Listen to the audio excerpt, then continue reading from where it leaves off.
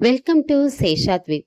சரத்குமாரின் மகள் வரலட்சுமி தமிழ் சினிமாவில் குறிப்பிடத்தக்க நடிகையாக வலம் வந்துகிட்டு இருக்காங்க. தமிழ் சினிமா மட்டும் இல்லாம தெலுங்கு மொழியிலும் நடிச்சிருக்காங்க. 38 வயசாகும் அவர் நிக்கோலாய் சச்தேவ் அப்படிங்கிறவரை தாய்லாந்துல திருமணம் செய்து கொண்டார். அதனை அடுத்து திருமண வரவேற்பு நிகழ்ச்சி சென்னையில மிக பிரம்மாண்டமாக நடைபெற்றுச்சுங்க. அதுல அரசியல் வாசம் முதல் திரையுலக வாசம் வரை அடிச்சிச்சு.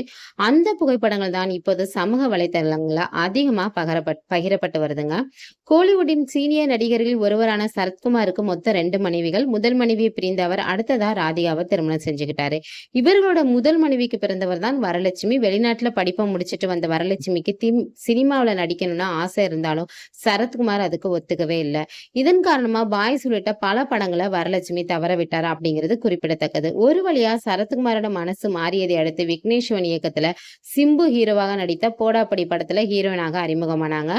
அந்த படம் ஓரளவு வரவேற்பை பெற்றாலும் வரலட்சுமி நடிப்பு பலரையும் கவர்ந்துச்சு. நடிப்பு, நடனம் என அனைத்திலுமே அந்த படத்துல கலக்குனாங்க. அதன் காரணமா அடுத்து சொல்லிக் கொள்ளும்படியான பட வாய்ப்புகள் அவருக்கு கிடைக்க ஆரம்பிச்சிச்சு. 38 வயதாகும் வரலட்சுமி ஆரம்பத்துல விஷால காதலிப்பதா கிசுகிசுக்கள் எழுந்துச்சுங்க. ஆனா அது வெறும் கிசுகிசு தான் அப்படிங்கிறது பின்னர் உறுதியானது.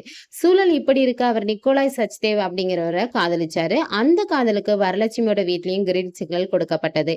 எனவே அவரை திருமணம் செய்து கொள்ள முடிவெடுத்தார். நிக்கோலாய் ஏற்கனவே திருமணமாகி விவாகரத்தானவர் என்பதும் மிகப்பெரிய கோடீஸ்வரர் அப்படிங்கிறதும் குறிப்பிடத்தக்கதுங்க.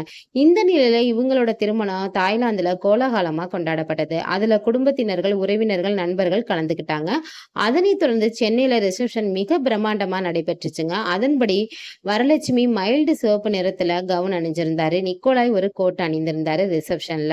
இந்த வரவேற்பு நிகழ்ச்சியில தமிழ்நாடு முதலமைச்சர் மு.க.ஸ்டாலின், அமைச்சர் உதயநிதி, தமிழ்நாடு பாஜக தலைவர் அண்ணாமலை உள்ளிட்டோர் கலந்து கொண்டு தங்களோட வாழ்த்துக்களை தெரிவிச்சாங்க. அது மட்டும் இல்லாம அரசியல் பிரமுகர்கள் மட்டுமின்றி திரையுலகத்திலிருந்து நடிகரும் சத்யராஜ் மகனுமான சிபிராஜ் கலந்து கொண்டார். மேலும் திரைப்பிரபலங்கள் கலந்து கொண்டாங்க. அது தொடர்பான புகைப்படங்கள் தான் இப்போது சமூக வலைதளங்கள்ல அதிகமா பகிரப்பட்டு வருகிறதுங்க. இந்த வீடியோ உங்களுக்கு பிடிச்சிருந்துச்சுன்னா லைக் பண்ணுங்க, ஷேர் பண்ணுங்க, மறந்துடாம சப்ஸ்கிரைப் பண்ணுங்க. பாய்.